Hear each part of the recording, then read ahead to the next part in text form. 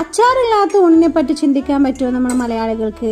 ഇനിയിപ്പോൾ ഊണിൻ്റെ കാര്യം മാത്രമല്ല അല്ലേ, നെയ്ച്ചോറാണെങ്കിലും ബിരിയാണി ആണെങ്കിലും ഇപ്പറഞ്ഞ ഐറ്റം ചോദിച്ച് വാങ്ങുന്നവരാണ് നമ്മളെല്ലാവരും അല്ലേ.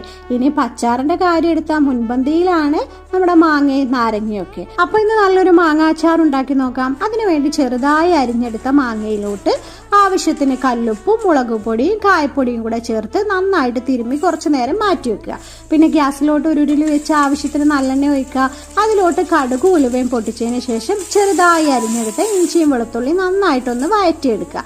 അതിലോട്ട് കറിവേപ്പിലയും കുറച്ചധികം കാന്താരിയും മഞ്ഞൾപ്പൊടിയും മുളക് പൊടിയും കായപ്പൊടിയും ഉലുവാപ്പൊടിയും അച്ചാർ പൊടിയും കൂടെ ചേർത്ത് നന്നായിട്ടൊന്ന് മിക്സ് ചെയ്തെടുക്കുക. ഇനി ഇതിലോട്ട് നമ്മൾ അരിഞ്ഞെടുത്തിരിക്കുന്ന മാങ്ങ കൂടെ ചേർത്തിട്ട് ആവശ്യത്തിന് ചൂടുവെള്ളവും വിനെഗറും ചേർത്ത് നന്നായിട്ടൊന്ന് മിക്സ് ചെയ്തെടുക്കുക. അതിനുശേഷം ഒരു പാൻ വെച്ചിട്ട് കടുക് ഉലുവയും വറുത്ത് പൊടിച്ച ആ പൊടിയും കൂടെ ചേർത്തൊന്ന് മിക്സ് ചെയ്തെടുത്താൽ അച്ചാർ ഇവിടെ റെഡിയാണ്.